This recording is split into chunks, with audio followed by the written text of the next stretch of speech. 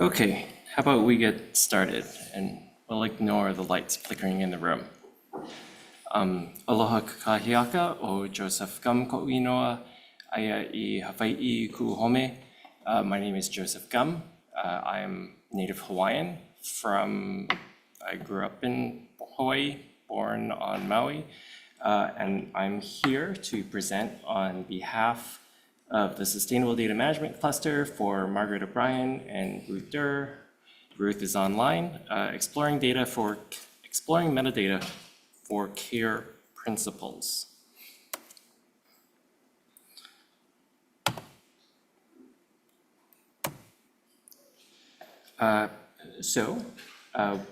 Is that big enough for everybody in the room?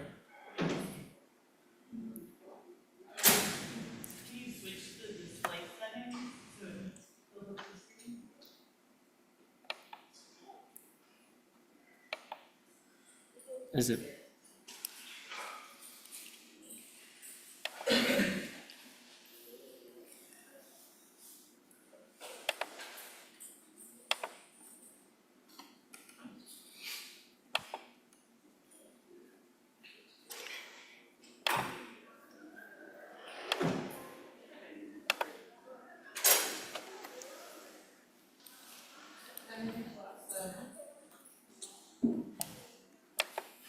Oh.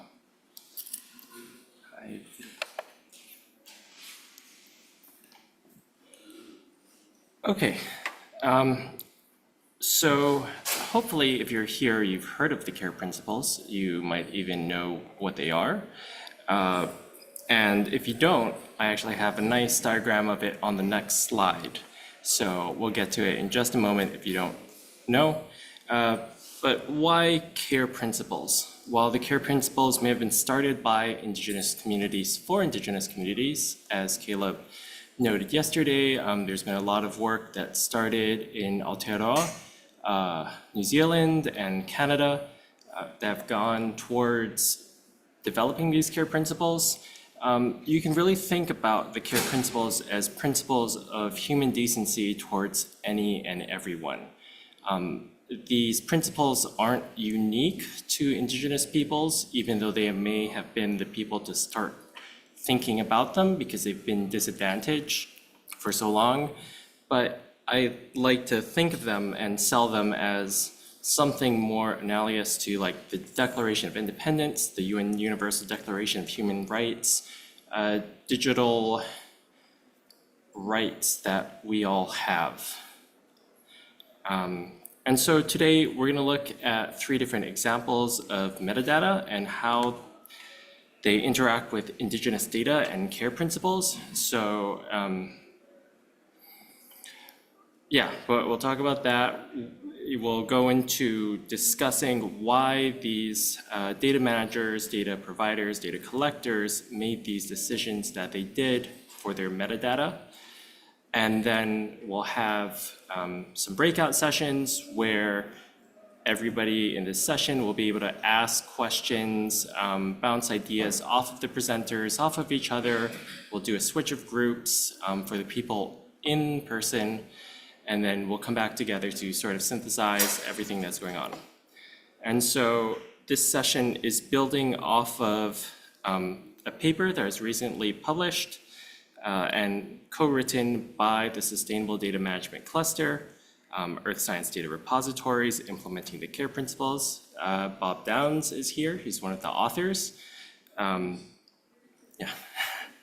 And Margaret O'Brien has been stewarding the Sustainable Data Management Cluster and is stewarding us through the publication of the paper. So we'd like to thank her for that. Even though she's not here, not even virtually, and she will be stepping down as the chair of the Sustainable Data Management Cluster.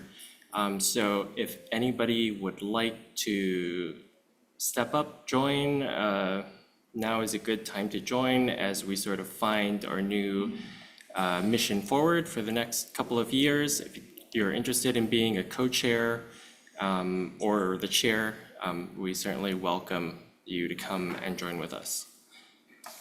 Yeah, and so there are a couple of metadata models that could be used for care, premise and ODRL. These are metadata models to sort of talk about privacy and who should have the ability to access these different types of data, at least in a machine-readable fashion. We all know that robots.txt gets ignored by lots of crawlers on the web, but at least there's something there to say we would like you to not use this data or use our website. Maybe it's legally enforceable somewhere in the future.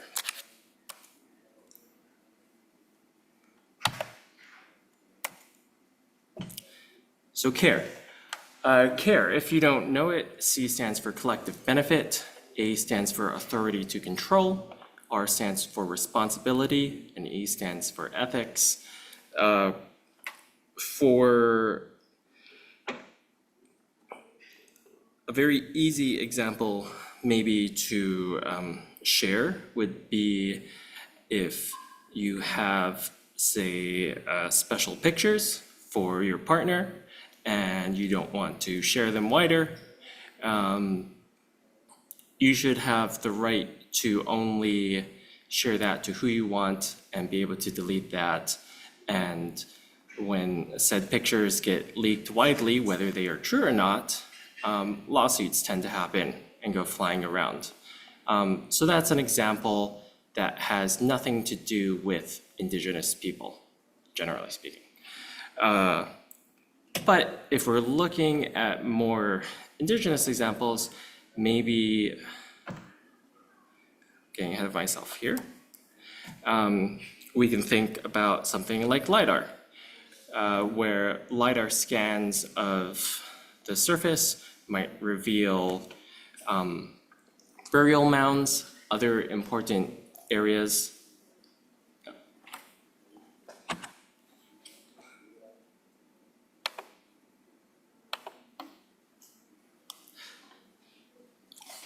So burial mounds, and while some people might think it's all good fun to go and see an ancient graveyard of people that they're not related to, other people take it as sacrilege that you're going to come and step on their ancestors' graves and dig them up for some arrowheads or pottery or something else.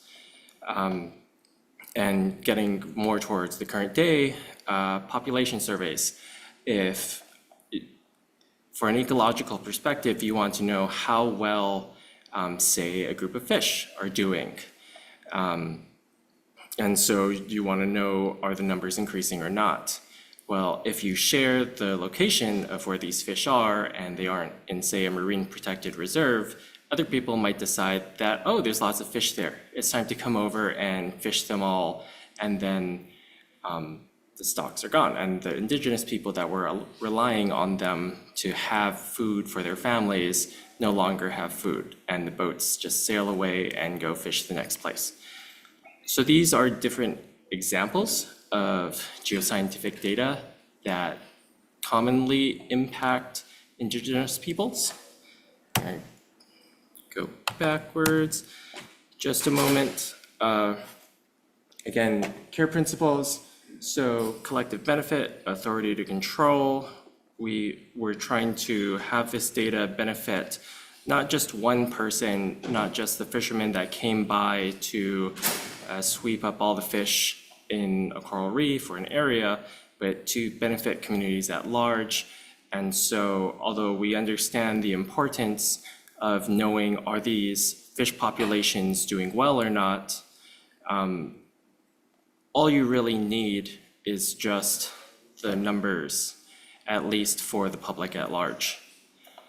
And so I also have a screenshot of the journal paper and the DOI at the bottom, and the slides are online in case anybody would like to link to them. They should be in the notes as well.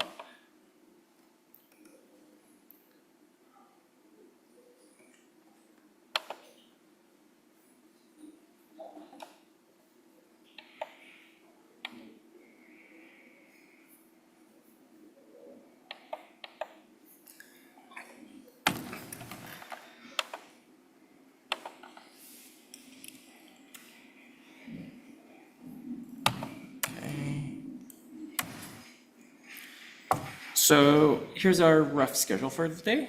We're a little bit behind time, just waiting for everybody to dribble in from breakfast. That's okay. So I'm just about done with our introduction. We will have three presenters giving quick 5-minute presentations about different data sets. Our first one will be Steve Formel talking about the Morea LTER. Then we'll have Colleen Rosales talking about OpenAQ, and then Natalie Rea talking about Neotoma DB. After we have these quick presentations, we will go into breakout groups. So we'll split the room in half. For people online, I think you'll mostly, maybe entirely be online with Steve and Ruth to cover the discussion there. We'll have Colleen and Natalie on two sides of the room, and then the people in the room, you just sort of stay where you are and ask questions about why did you make these decisions, what are things you could add, how does this apply to my data set, to my metadata. Halfway through, we will switch Colleen and Natalie so that they can talk to the other side of the room. Please take notes. I don't think we have the flip charts that we initially asked for, but that's okay. We can take notes online or with people. And then we'll reconvene, have everybody come back together, do a quick report out, and then thank you for attending. Yeah, so I just said all of that. And we'll come back to these slides after presentations. Yeah, so let's go to Steve right now. Awesome. Thank you, Joseph. So first, I'm gonna start out with the usual sort of, well, maybe not usual, but some context for my own knowledge about these data.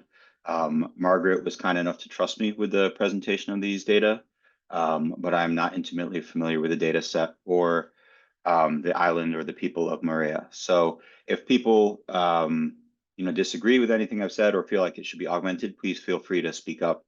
I'm hoping to just sort of guide us through the data set and then, facilitate the discussion. I am putting the link to the data set in the chat. Excuse me. And let me share my screen here. Okay. So if all is working, Joseph, maybe you could give me a thumbs up if you're seeing my title slide there with the QR code. Excellent. Okay, great.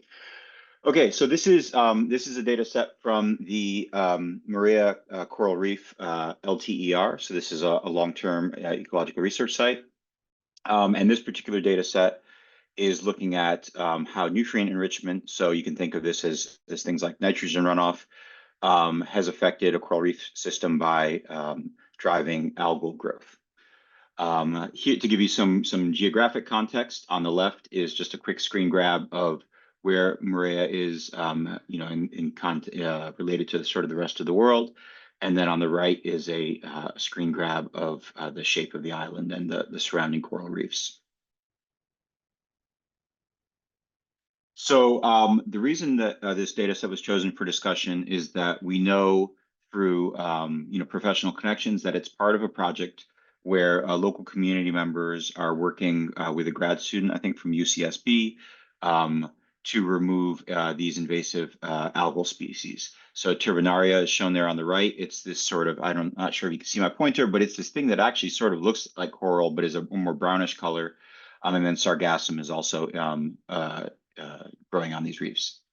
And so on the left, this will give you a sense of the different point data that they have, the different sites that they studied for this in the original study.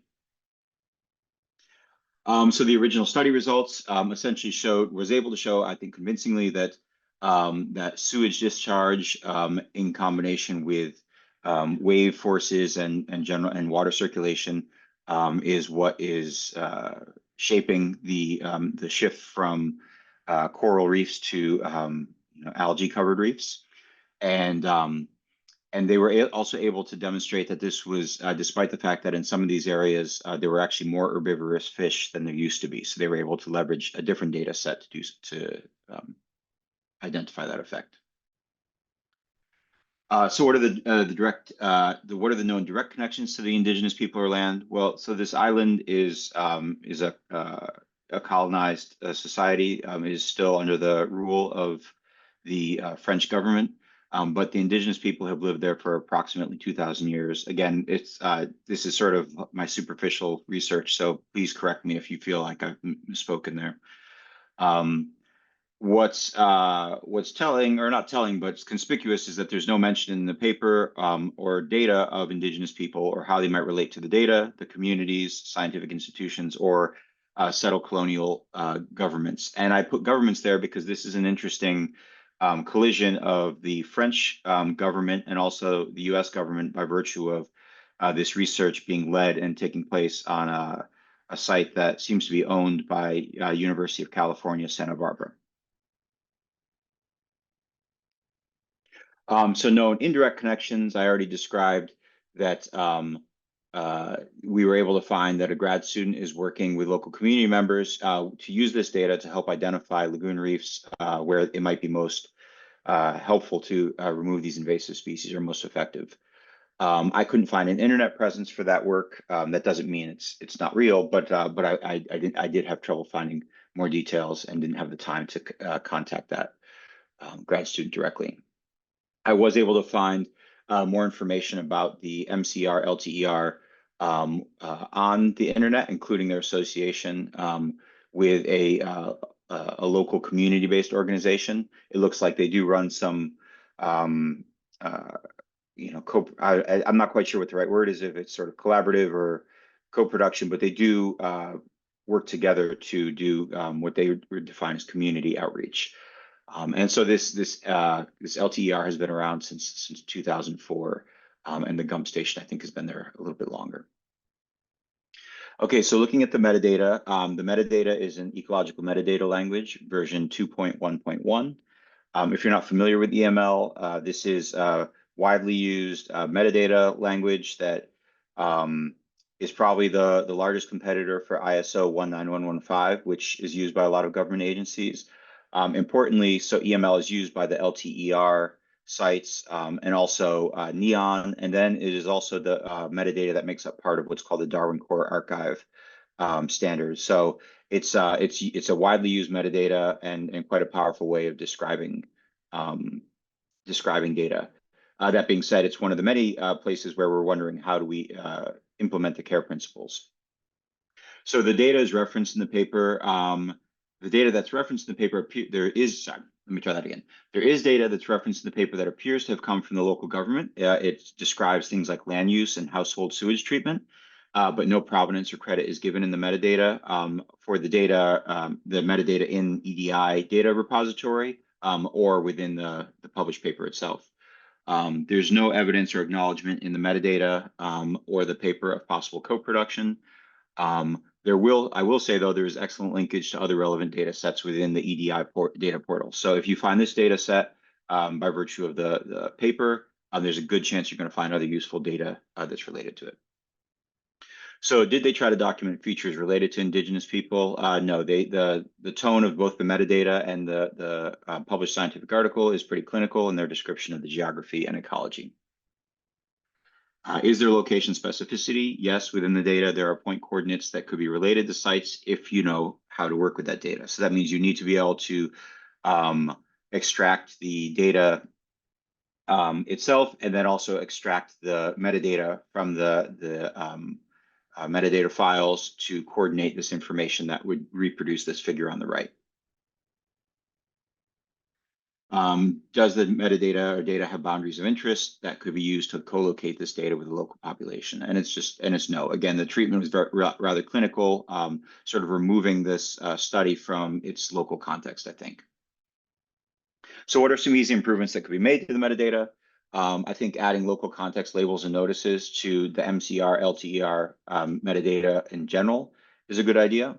Both acknowledging that indigenous peoples might find this data relevant and also that they are already working with these data. I think it would be quite useful to add indigenous place names to the geographic scope. Right now, all you have is a point coordinate that you then have to make some leaps to connect that to a local name if you have that information. And then finally, additional credit could be added for, and also linkage to local government data sets and any other community involvement that might be there. And I believe, yes, that's my last slide. Hopefully that was about 5 minutes, Joseph. How'd I do? A little over, but that's okay. All right, sorry. Thank you, Steve. So now we will go to Colleen.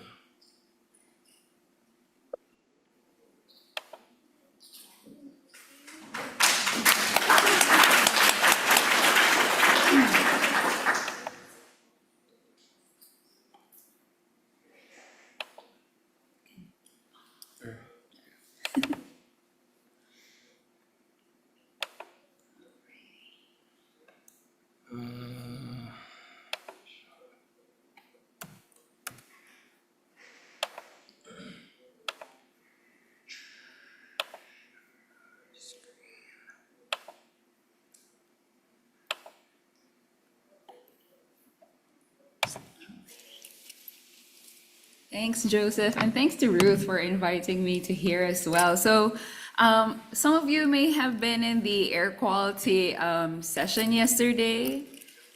Okay, there we go. And you might have heard part of this already, so I apologize for the duplication. But for those of you who haven't been in the air quality session or haven't stopped by the poster yesterday, OpenAQ is a platform. It's an open source platform for real-time and historical air quality data. So we provide this data free for anyone for any purpose that they have.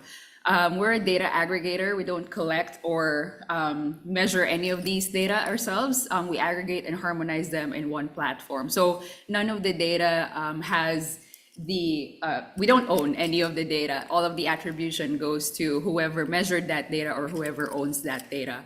The platform has about 1.2 billion data points and it's growing every single day in more locations all over the world. We focus on criteria pollutants, and then we also aggregate from reference monitors and air sensors, or what we call low-cost sensors. We offer this in different data products, so with different levels of complexity in terms of being able to access those. Yeah, okay. And then, so there's the API, and then there's also the archive, which is more for bulk or historical downloads. And then there's the website or the Explorer, which is more for interactive usage. We also have developed wrappers such as the command line interface and the Python wrapper. And all of the documentation for those is available online. So our kind of main data product is the API, and this is where you'll be able to see a lot of the data and be able to download a lot of the data and metadata from. And so all of the documentation is here if you're interested in using that, or just kind of interested how the API works. We have complete documentation for that. So I want to talk through some points. I won't be as detailed as Steve was, and I'm not an expert in either metadata or care principles, but this is how I see our platform. We're still learning how to best scale up because we're aggregating data on a worldwide scale. Even the definition of indigenous can be different for many different locations.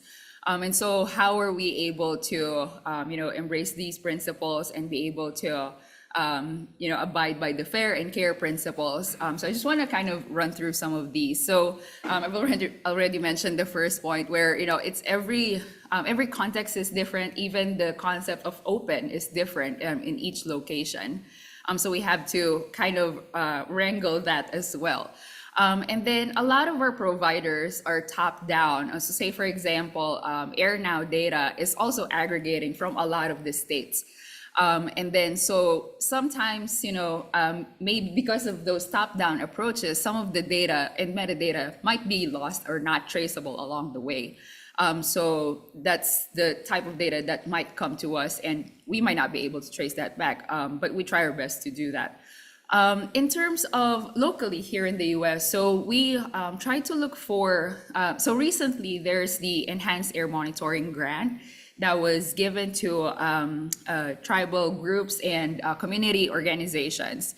And so we try our best to search for them and provide that service in terms of or offered this service that we can ingest the data, put it in a public platform, and then you're able to add all of the information that you want. Like say, for example, a lot of groups do their own calibration or correction factors, which we don't yet have in OpenAQ, but we're trying to see, since this is the data that, or metadata that folks try to look for, how can we best incorporate that and scale that up in a worldwide scale? And then because it's an open platform and we ingest air sensor data, many of these air sensors are also owned by individuals or owned by community groups. And so that really encourages a lot of citizen engagement. It's also important to us that we abide by FAIR and have the data be interoperable, especially if you're operating on this like very large scale. Where you have to have machine to machine interactions to have to deliver that data quickly in a big scale. And then still learning on how to incorporate metadata in each data product. There's like differing levels. So in the GUI Explorer version, there might be a difference in the level of how you can access the metadata versus the API, where you're able to make more personalized calls. So I wanted to talk quickly about the Global Landscape Report, where we survey the governments and the level of their air quality monitoring. And so the first question that we have is, which governments are measuring their air quality and are they making those data open? And what do we mean by open and fully open? So these 4 criteria, kind of aligns with the FAIR principle. So one are the data in physical units rather than an air quality index. So are they showing it in micrograms per cubic meter or ppm, ppb, something like that? And then do they have station specific data and coordinates, or is it a blurred radius where they are reporting, or they just say the city name but you don't know where in that city that sensor was? Are they reporting it in a timely, fine scale, temporal fashion, or is it near real time, or are they reporting it, in an annual average or a monthly average? And do they have programmatic access? And in which case, are they, uploading it in a PDF file or an Excel file, or do they provide an API? So we evaluate each and every country for these criteria and kind of score them like you are fully open or you're just open, in 3 out of the 4. So if you're interested in that report, the latest one was 2022, but we're coming out with a 2024 one this year. And you can find that in our website. So I'll stop there. Hopefully that, kind of sparks some questions, and looking forward to conversations later.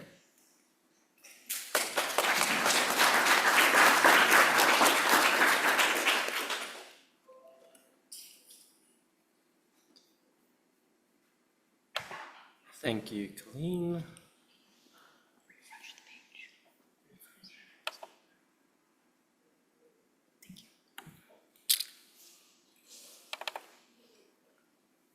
You want to download it? Yeah.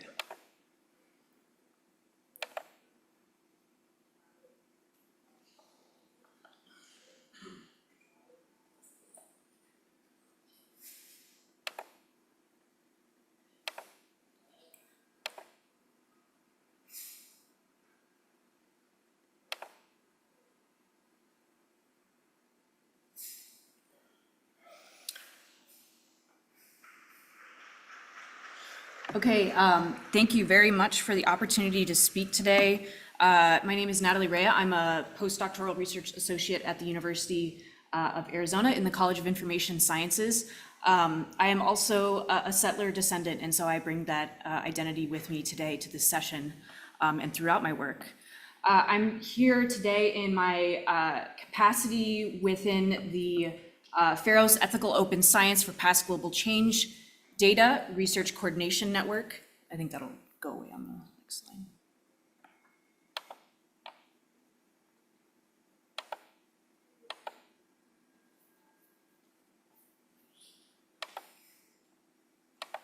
Thank you. We are a NSF-funded 3-year grant consisting of data managers in the paleoecological and archaeological disciplines. And the purpose of our work is to build interoperability amongst a number of data resources that serve these topical communities, and as well investigate ways to operationalize care, both at the technical level, but also in the data governance for these repositories, and to do some self-reflections related to the care principles and supporting the care principles.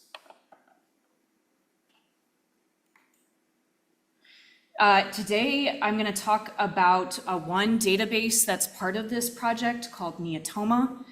This is a paleoecological database.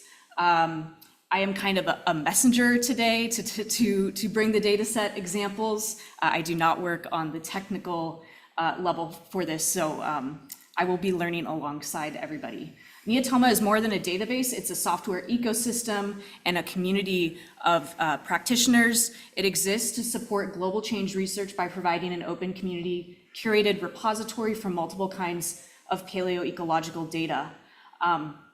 And so I've listed some of the key characteristics of the database. It consists of an international coalition of constituent databases, and this is a really important part of the structure. And so each of the constituent databases have data stewards and experts that support the curation of those data sets. And the data sets include things like fossil pollen, vertebrates, diatoms, plant macrofossils, stable isotopes, and so on.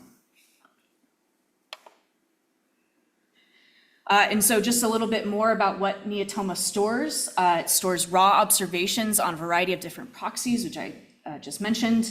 And then it supports multiple types of observations, such as number of identified specimens, minimum number of individuals, and then information about individual specimens, such as specimen ID and isotopic values. Additionally, there's things like taxon names, dates, and age inferences. It does not store derivative variables, such as species richness or mean temperature, or image files. Neotoma is really proud of its documentation online, and so there's myriad resources. If you go to neotomadb.org, you'll be able to find them.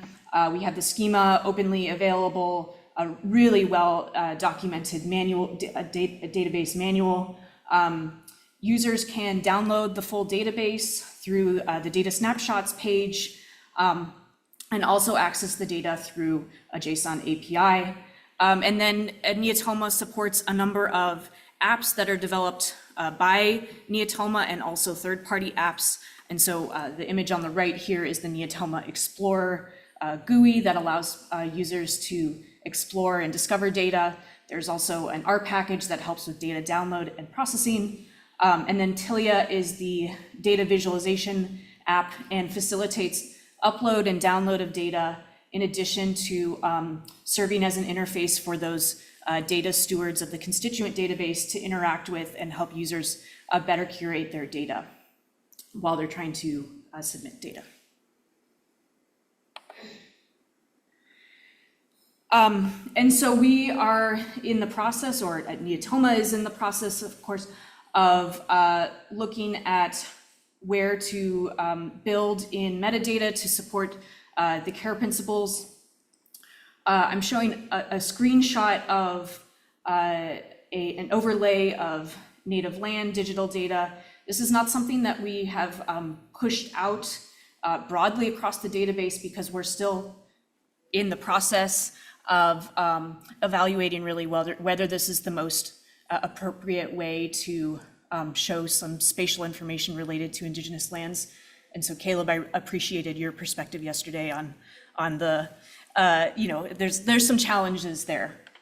We're also working on some language that would be attached to the dataset landing pages which is really tiny to read here, but I'll read a little bit of it. Neotoma's stewards and users come from all over the world. Wherever we are and wherever we collect and curate data, we acknowledge that we are on indigenous land. Naming the ways that Neotoma's data have been and are now entangled with the violences of settler colonialism is a necessary component of ethical data stewardship. We acknowledge that Neotoma's archive has resulted in part from a process of colonial extraction by which scientists exploit the natural and cultural wealth of indigenous nations without consultation or provision of reciprocal benefit. As well, we acknowledge that Neotoma's data model can objectify the sacred kin of indigenous peoples, and so on. And one thing that I wanted to mention that I didn't on the first slide is to be really transparent that our RCN leadership are settler colonists. And so that is something we have been wrestling with since the start of the grant, and we are working to do the slow and appropriate work of building relationships with local indigenous partners where our PIs are located. And so that is ongoing work that I can talk more about. We are looking, of course, to the work that the ESIP cluster here has done.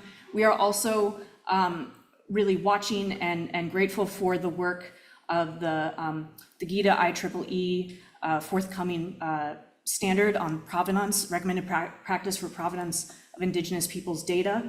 And we are also looking to the work of the IDSOV lab. I think both Caleb, you mentioned yesterday.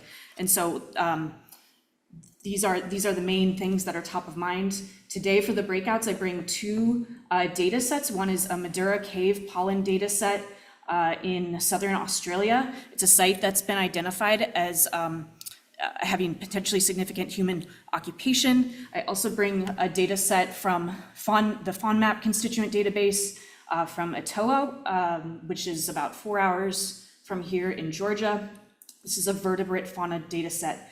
In the Google Drive for this session, you will find a markdown file. And for those that have computers, you're welcome to pull that up. We can also share and look.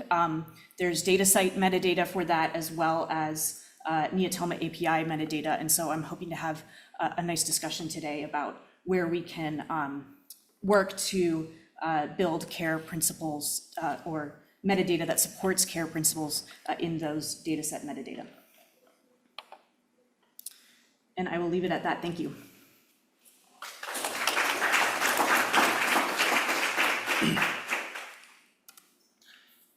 So again, thank you to all of our presenters.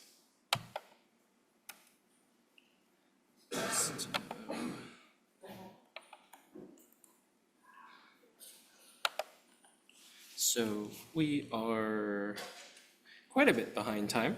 That's okay. How about we break out into two halves of the room? We'll do maybe 10 minutes for each group to talk, and then we'll also shorten the report out back and synthesis of discussion. Okay, thank you. Yeah, if you guys want to maybe come forward a little bit, just so that all of you can hear each other. And for Steve and Ruth, if you could lead everyone online, please. Thank you. I will let you know when it is time to switch for the people in the room.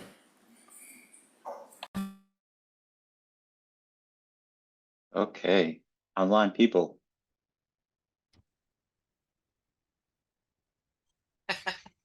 Just you and me, Ruth? Yeah. How do you want to proceed, Steve? I mean, Well, yeah, it's a good question. I mean, I tried to lay out some of the obvious things about this data set. It seems like the other presenters focused a little bit more on their repositories. I am not the best person to describe EDI data portal as a general repository. I mean, Margaret certainly could have spoken more about that. But I guess I would be interested in hearing, your thoughts about the information I presented. If there are reasons why it might be difficult to implement any of the suggestions, or if you feel that I missed anything major. about these data and how they might be better described to adhere to the CARE principles.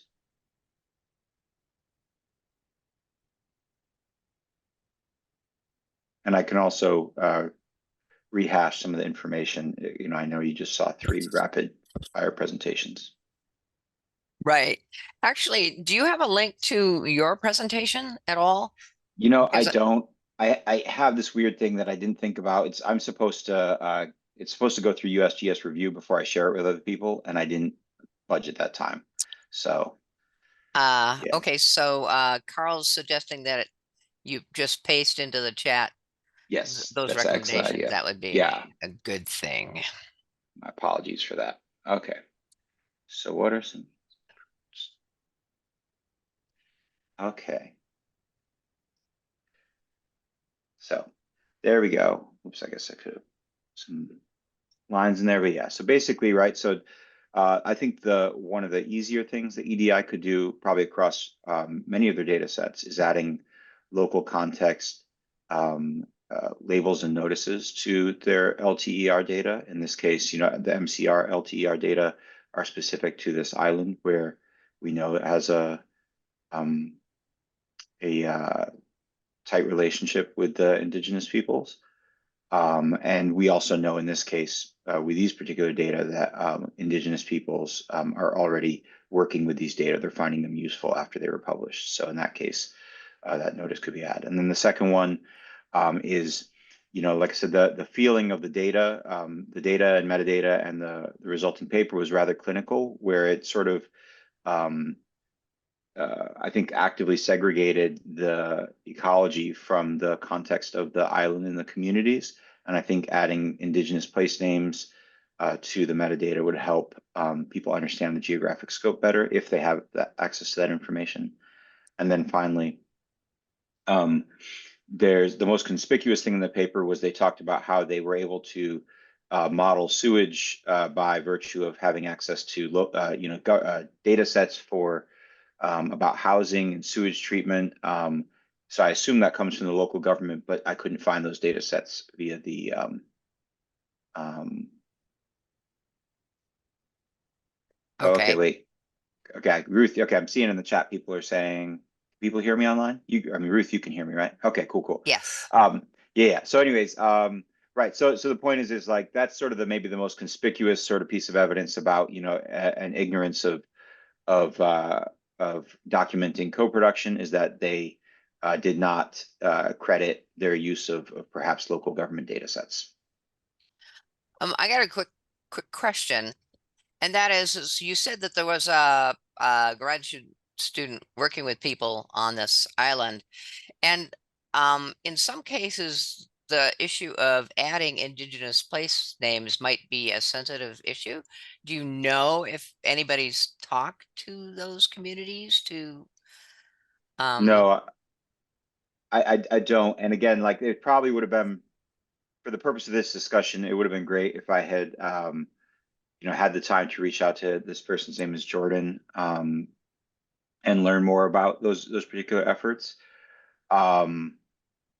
But I guess what it doesn't, I understand what you're saying about the local place names, but for example, they refer to the various reefs that they studied by the cardinal directions with respect to the island.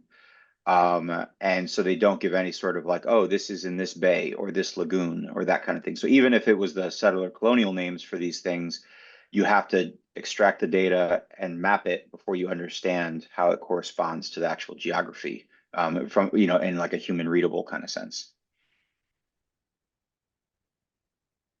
So I guess that's really what I meant more was just providing some local context, whether they're indigenous names or not would help the data be much more useful to the people who actually live there. okay. And you don't know, obviously, then whether they've actually,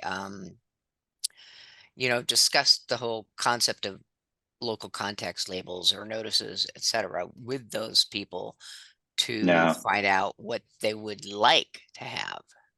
that's correct. Yeah, I think it's something I'll try to say this and not sound too judgy, but like it's if you go on, so the MCR LTER is managed at the Gump Research Station in Maria, which is apparently owned by the University of California, Santa Barbara.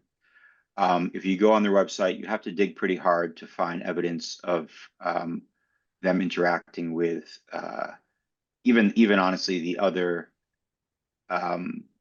major research station there, the French research station, let alone local communities. So they do have this sort of outreach page that the flavor of it is maybe, let's say, from 5 to 10 years ago in terms of how it describes the work, and there's some I feel like it could be they could do a lot. The research station could do a much better job of describing in what ways they are making efforts to listen to the local people.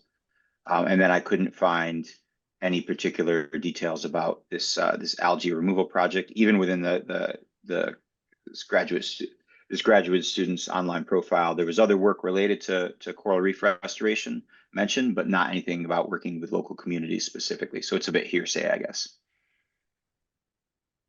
And Carl's asking if there's a place in the EML metadata for those kinds of labels and notices. Yeah, not that, or at least not the one that I've heard people settle on definitively.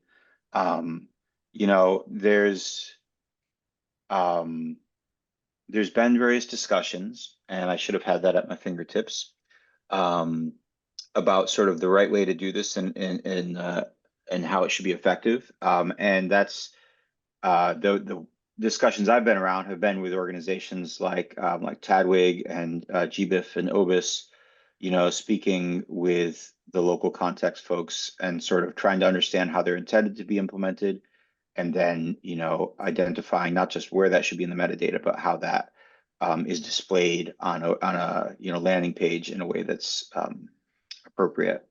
So the short answer, Carl, is no, I don't think there's a definitive space for it, but I think let me see if I can find the elements through these discussions. If we look at the record that you gave us for the data set itself, there's something called additional metadata, which looks like it's it's the kind of place, at least, where some of that information could be included if it's an extension, especially if it's an extension of, a different schema. So that might be it. And it would, I mean, your point, Steve, about agreement on where these things would go, it would be important. So it's consistent, but that might be a place where you can extend, add it, part of another schema or something like that. So maybe it would be useful for us to look at the record, the metadata record itself, for what is there. Oh, sure. If you want to put that link back into chat again. Yeah. And I would reinforce the comment that both Stephen and Nancy were making, in that having a consistent, well-known and used location for those notices and labels is critical for the type of display and interface and communication that you're talking about. Because in the absence of a consistent place where that information shows up in the metadata, the most likely scenario is that somebody would have to look at sort of the entire metadata record to see that information, as opposed to being able to actually promote it to a top level element of the initial display of formatted metadata in, say, a landing page. Mhm. Or being able to have consistent machine actionable behaviors based on the specific content of known metadata elements. So let me pop this. This is one of the main discussions that kicked off after the Tadwig meeting about a year ago, a little less than a year ago. But it'll give you a sense of like how people are searching for the right way to implement these. It's kind of a long discussion, but one you can when you can follow. But I think one of the difficulties here, in fact, no, in this conversation, that's right. I'm sorry, I'm looking at it and reminding myself. Matt Jones describes using the annotations from EML as a way to describe local context. But that's also what's important to understand that is that's the next iteration of EML. So that's EML 2.2.0, and the record that I linked to is 2.1.1. So as the standard is evolving, there's more opportunity to do that. But I will also say an annotation is a generalized way of doing that. It's not a clearly structured way that says where it's like highly controlled and it would be a simple part of the schema to pull out and look for. I wonder if there's another section that's temporal, geographic, and taxonomic range. The geographic range looks like it's repeatable there, although then there's a description which it looks like it's being used for sort of a general area. I wonder if that's something that could be used. I mean, you wouldn't necessarily have the bounding coordinates if it's a local geographic name. I don't know, or maybe you could, but that would be hard to determine possibly, depending on what's available for that area. But no, I think that's exactly right. That geographic scope, I mean, it has both, a bounding box, but it also has a literal description. So it's the type of thing where you can describe, like you said, a specific lagoon or something like this. Go ahead, Leslie's got her hand up. Yeah, I was just going to say, in Australia, we're also, mucking around, figuring out where to put this. And we're also conscious of the fact that we collect the specimens, but then you can have 2 or 3 generations, I'm a geochemist, of data derived from it, subsamples, etc. And so I don't know whether any of you have heard of the new PID on the block called RAID, Research Activity Identifier. And they have now just published a vocabulary, and in that vocabulary, so sort of like RAID is you define the project that went out and collected it. And so you interact with Indigenous peoples, and that's where you store it, and you store your labels, your local context notices and labels. And so then when you've got any derivative data from it, you can flip back to the, the project that, all the metadata about the project. So rather than trying to put it on the object, and I can put a couple of links if you like. So here's That would be great. Okay, I don't know. Okay, so I'll give you a link to the vocabulary. And do you all know about RAID or not? Not. I had not heard of it, but it looks it looks useful. Yeah, so, and well, we were sort of thinking of doing this like for funding, who funded going out and getting the thing, and, accountability to funders. And so it's sort of like, we're calling it the administrative record that can travel. So it's an upstream record that then travels downstream with any subsamples, any data sets, or anything that's derived from it. Oh, gee, I'm mucking up here. Sorry, it's late at night for me. So quick note to everybody. Okay, so I'm trying to take notes in our online breakout section here. Thank And I'm probably not very good at that. So if anybody would like to help me, please go ahead. But I think I've captured what we said so far. Okay, so I've just put the vocab for you, and I'll just put the RAID. It's actually a what do you call it? It's also an ISO standard. And in fact, at a session yesterday, Raina Jenkins gave quite a nice summary of it. So I'll see if I can dig that up while you're talking. But anyway, it's the new kid on the block. And we're just sort of trying to get on top of all the useful things that we can do. It was developed in Australia by ARDC, but it's now being adopted by the European Open Science Cloud and quite a few other groups. Cool. Carl Thank you, has a good Leslie. question about what you would apply this, Leslie, which I'm confused about that as well. When you say Okay, derivative data, you mean? so I'm going out, sorry, geochemist.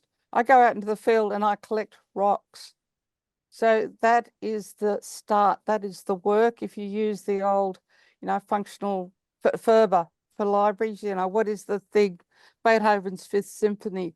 I collected this batch of rocks. Here's the research activity that collected those rocks.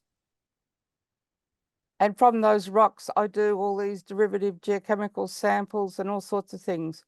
So what the derivative samples and projects can then do is refer to the primary RAID, because the research activity has all the things related to setting up and managing the project.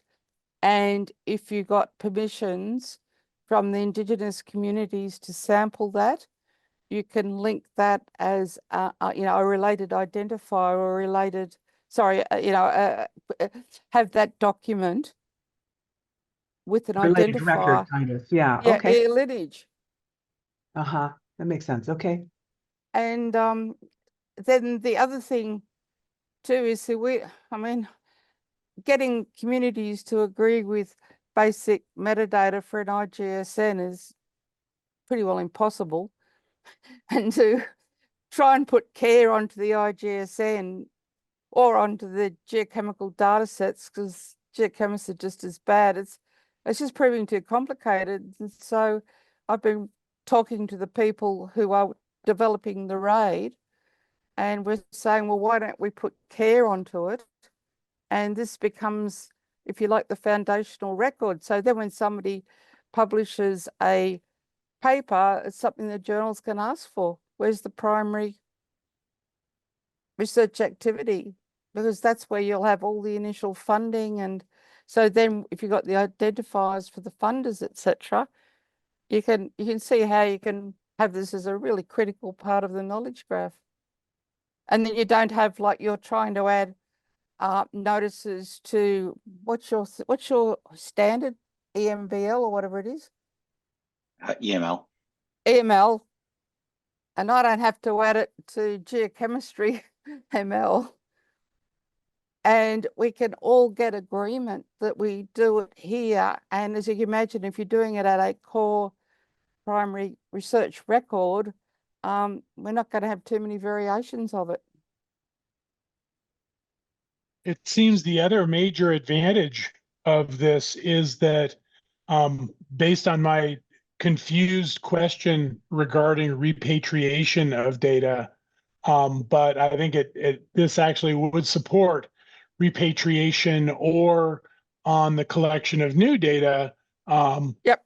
continued local management by the It, indigenous groups of the data, and being able to have within that RAID record the distributed information about where the metadata for discovery and understanding may exist somewhat separately from an access controlled and managed data access point controlled by the local indigenous groups, but there can be a unified point of entry into or discovery of the metadata and associated data sets, but supporting that yep. distributed model. So just so you're aware, I used to go out, did a lot of sampling and working with Indigenous peoples, and they often came out with me in my field trips, right? But my samples and my data sets are all over Australia. They're all over the place, right? Mm-hmm. And what terrifies me is, yes, I can put notices on it. I can record what I've done, but then if every repository that's got my subsamples or my data then hits the local community with, oh, do you give us permission to use this data, bloody, bloody, blah. And so it's kind of also getting back to provenance. And so if we can establish records for the initial field work, and then all the derivative subpools and data sets can go back to that, you only need to then have one communication with the Indigenous community to work out what to do with it. Because One, like I'm terrified if all people started hitting the Indigenous communities I work with for labels to put on their sub data sets. Sorry. one thing that might be a possibility is something I think Caleb mentioned yesterday, but I've started seeing as well as establishing data sharing and use agreements, sort of in general, that can be machine actionable and associated with a record like this. That might be something where you could put in, generally put in terms like that, that would then stand, that somebody could, go back to and find. That's something that might be Yeah. an option as Can, well. can somebody tell me what this session was yesterday so I can look it up? But what I was referring to was the plenary. Oh, the Yesterday's plenary. plenary. Okay, yeah. Sorry. No, that Yeah. was 1 a.m. for me. I didn't get up for it. Worth it to go back. Great Yeah, presentation. no, that's what I wanted to know, which one it is, and I'll go Yeah. back to it. But look, if anyone's interested, it's very embryonic, this work we're doing in RAID. I'm thinking of putting a paper in for AGU if you think it's worthwhile. But it's just we're taking a different tack. One of the things though that could be done with that kind of thing too is an EML record. Sounds like, which it'd be associated with it, and then Yeah. would still have the option of No. putting it into Yeah. different parts of Yep. EML. So it is And then the 20 minutes. other option, if there are agreements, that's the sort of thing you can put into that ODRL metadata scheme too, and associate that. It's not a schema, but a So model, but could be something Yep. could come from that. we've actually just done 20 minutes in Hard to talk while everyone Well, else. No, it's a touch. Well, I'd like to bring it back to one thought I had as Leslie was describing RAID and hearing the other comments, which is this particular data set is an interesting one because there's sort of two levels of metadata which could use some care principles. There's this individual data set which represents a discrete set of measurements that we're taking that might be useful and indeed are being useful. We've heard of that, so that's something that could be documented. But also, it sounds like the MCR LTER in general could have its documentation improved. And that's sort of a next level thing because it's the interaction of a few colonial governments as well as interactions with local people. All right, Joseph, are you trying to bring us back? Sorry.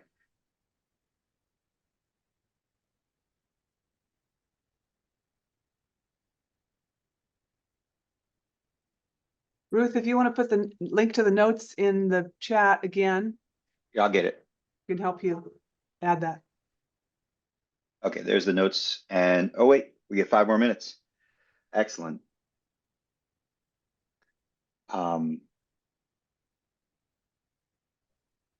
Yeah, I agree with you. And the paper itself, I am kind of concerned about because ESIP's been caring about the whole concept of data citation for how many years now?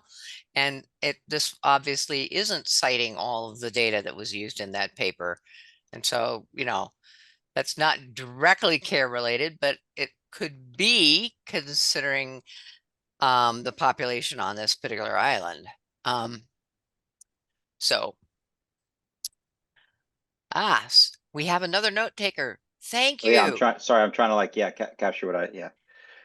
Look, keep talking. I'm gonna finish writing that sentence. Keep going. Good stuff happening. Well, is there anything we can do with this? I mean, this would be an interesting data set to work on, to sort of work out what might be included. Because I mean, you've got some great ideas, Steve, but obviously would need to be discussed more widely, even at the LTER, and then And obviously you need to and contact this poor grad student. right, Find and out what then, he's really doing. yeah, but it might be worth using as a use case, which is what we had talked about doing in the cluster. True. I think that's a good idea.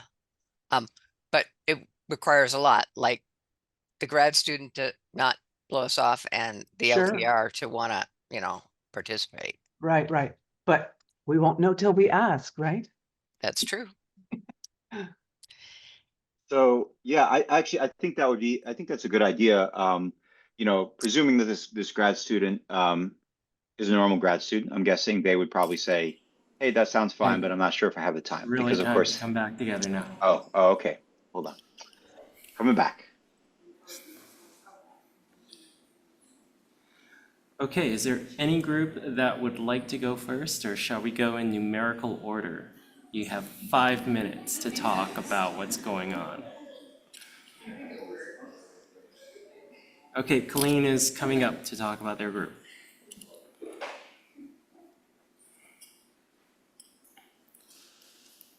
Yeah, so for us, first there were a lot of questions. How do we do this correctly? If we're only beginning to do this, how do we do this correctly? And then many different aspects of it. Where do we put the metadata and whatnot? And then, where physically can we put this? And then also the technical difficulties, like say, for example, if you want to represent that alphabet or that language, how do you put that? And then also place names and, things like this. And so, solutions of like engaging early, going back to them, but sometimes that might also be awkward. How do you go back into this historical data and kind of ask? And so there's many pain points and questions in many different data sets, as well as in the scales that we're working. So in the hyperlocal scale, as well as in like the global scale, all of these have many different pain points. And so we talked about some, possible solutions that we've come across or have done in our own way. So one is the local context notices. So localcontext.org, it's linked in there. And then also OpenStreetMap. Some of us have used OpenStreetMap. And it's an open source tool, and it points back to being able to use resources that are already there. You don't have to build yourself, and you don't have to reinvent the wheel and whatnot. So, but we're also curious, what other resources are already existing like this? So we thought that maybe, the Indigenous Data Governance Global Working Group at the Research Data Alliance would be a good starting point for us to know that. And then there's also mention of, how RSIT has done this in their own, seminars and whatnot. And then Esri might have, so if anyone is working in Esri here and able to point us to, maybe they have some Indigenous place names. So yeah, those are just some of the topics, and we're interested to hear what the other breakout group has discussed. Thank you. We'll have Natalie come up next.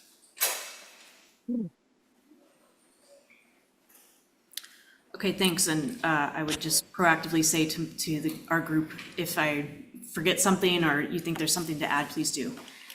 Well, we ended up having an interesting conversation. I think that was less about metadata and more about the limitations of metadata in accomplishing really the heart of what the care principles are about. And so we talked about the fact that so much of this is really relationship based, and how can you show that in lines of information in a system.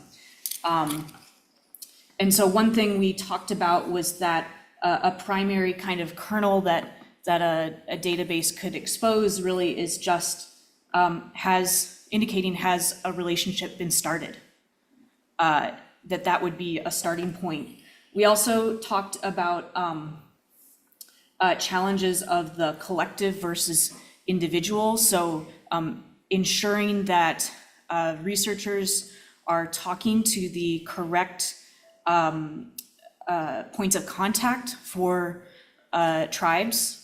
And so looking to TIPOs, or Tribal Historic Preservation Offices, and ensuring that researchers don't inadvertently engage with someone who is speaking as an individual and not on behalf of an entire tribe.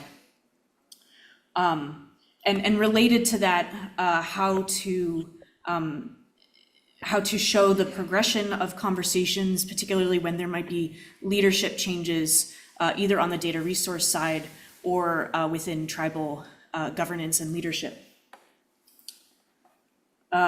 We also talked about local context labels, and I think people are excited to go learn more about some of the details of how those work. And then, let's see, what else? We talked about any sort of metadata related to care principles needing to be adaptable, and we also talked about tiered access to metadata. So how do we build in capacity to, potentially actually make data resources useful for tribes to store, tribal communities to store metadata that is useful to them, but should not be exposed to the general public. And so this really, I think, gets to the collective benefit that really should be a focus. It's not just about exposing metadata for the academic researchers, but how can these resources actually serve a broader range of communities and explicitly serve Indigenous communities and their data needs and interests in the future. Thank you, Natalie. And last but not least, everybody online. I don't know if one of you, Steve, Ruth, anyone else wants to Yeah, report I would out? be happy to, but Ruth has her hand up. I'm not sure if that's a vestigial hand or. That's actually related to a question or a comment I have on the first breakout. So I don't know if you want that now or when we're all done with the three of them. You can ask it now. Well, it's not really an ask. It just noted that there was question about, who's working on Indigenous place names and things of that nature.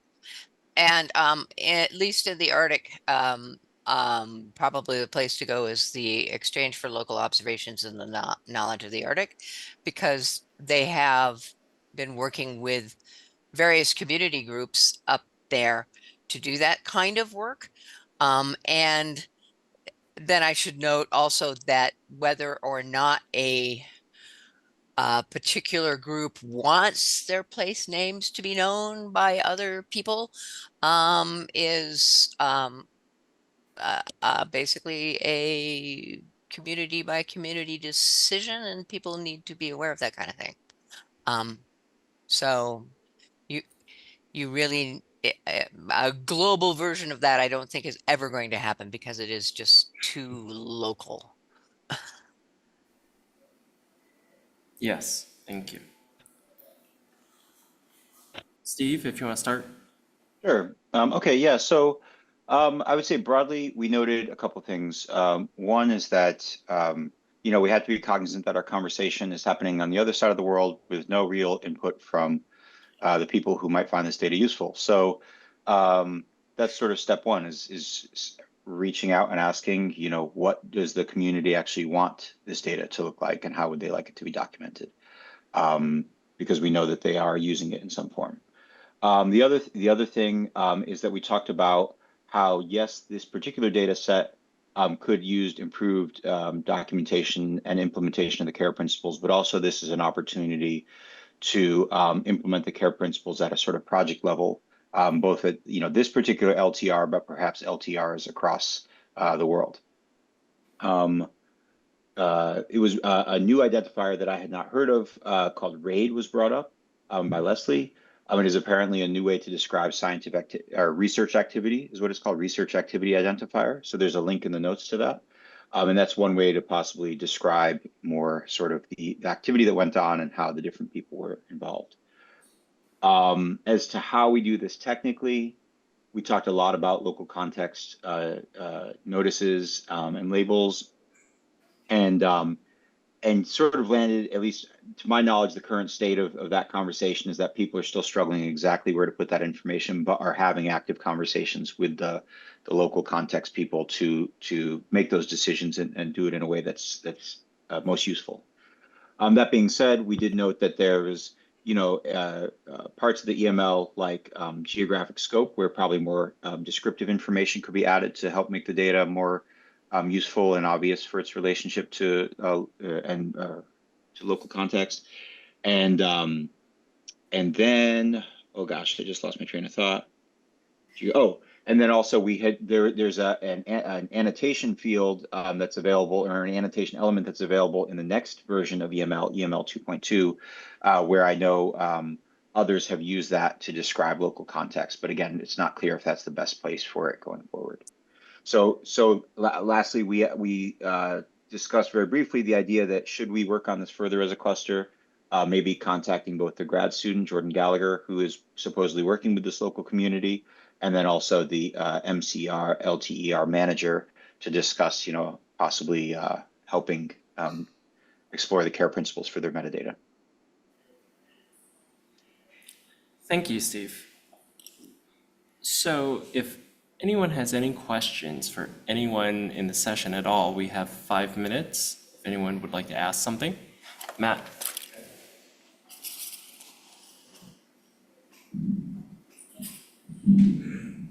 It's not necessarily a question, it's more of a comment or an example of where my office has started exploring some of these topics. So I work at NOAA's Integrated Ocean Observing System office, and we work with 11 regions around the coast oceans and Great Lakes. Each of those regions are engaging local communities, tribes, and indigenous peoples.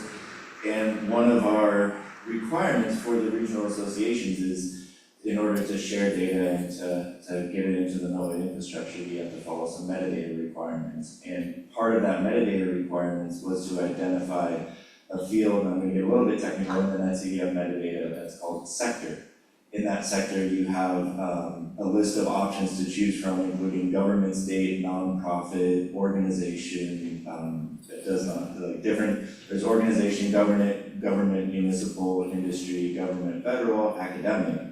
We didn't have anything for tribes, and so our community came up to us and said, we need to figure out what to do with this, so we hosted a little care conversation. At the end of that, we added 3 new terms to our vocabulary. One is tribal, one is indigenous, and one is First Nation, to try to capture that in the metadata, and now that's being added and hopefully being slipped up by the data.gov and those higher facilities. So while it's not necessarily using local context or things like that, it's kind of our first attempt at how do we start representing these relationships with the tribes and bringing them into larger integrated discovery platforms and things like that. So I just wanted to share that as like that's where we're starting to explore, is how do we fit it within the construct that we exist already.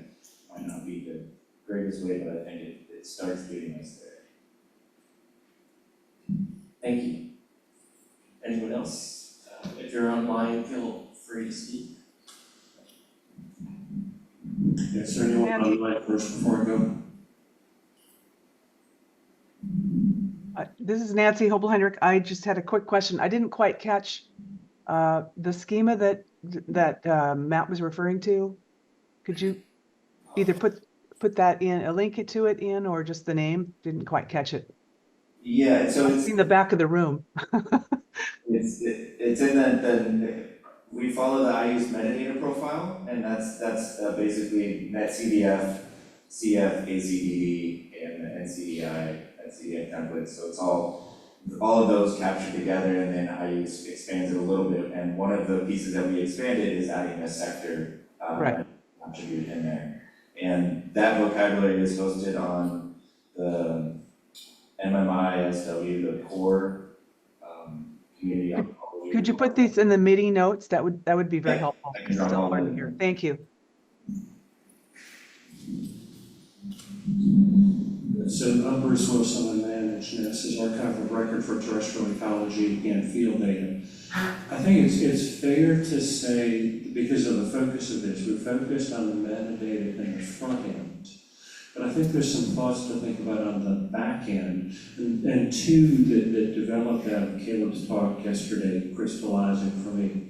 One is that as the data archive, we actually have a long-term cycle. The ORNL has existed for 30 years. So perhaps there's some aspect of that is part of this challenge of how do we maintain these relationships in the long term for these local groups of various forms. And then the other is the comment, and it builds out of the metadata. What are the things that we are doing that are capacity building in nature that allow local groups to take advantage not only of just the data that was collected for them, but of the integration of that data with larger data sources, and then looping back to the front end. What are we doing from the metadata perspective that enables that integration? Some of this is potentially the translation between the local names for things and the names that have come into practice. So a couple of thoughts to consider on down the road from this. Thank you. Anyone else with a comment?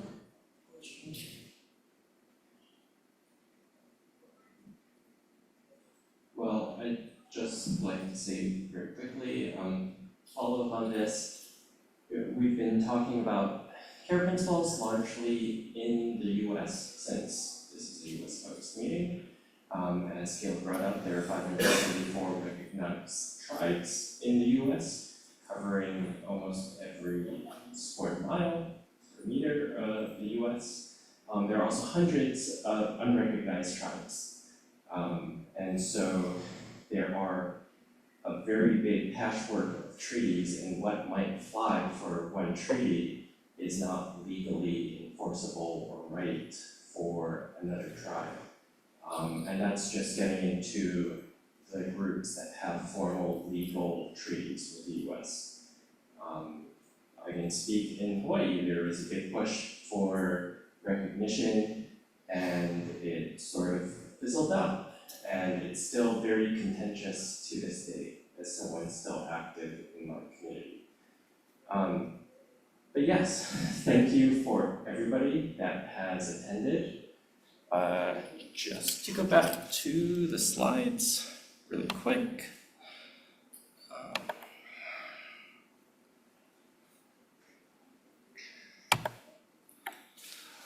We have our Sustainable Data Management Cluster meetings on the third Friday of the month, 4 p.m. Eastern.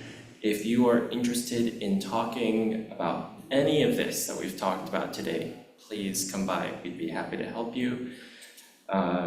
As I said earlier, we are looking for new leadership or possibly co-leaders, lots of leaders. The more people there are, the more people that can help chair, maybe lead different projects at the same time, make recommendations for our little corner of geoscience data with care principles, indigenous data. Maybe we can do a much deeper integration or look at the NIH, who has their tribal health research office grow, and they've been dealing with this for a long time because as the history goes back, they used to tell the US Army, we'd like to know physiology of Native Americans, so please send us back every body part you can get. And so they went, and as they were forcing people across the West, if a few died and chopped off their heads or arms or anything, they'd send the body parts back. So they've been dealing with this for a long time, much longer than us, and they have very good procedures about this. There's lots that we could learn from them. But not to end on a sad note, I think there's actually 5 minutes left or so, 2 minutes. And there's an hour break. If you'd like to stay in this room and talk some more, please feel free to. Otherwise, please enjoy the rest of your day and the rest of the conference.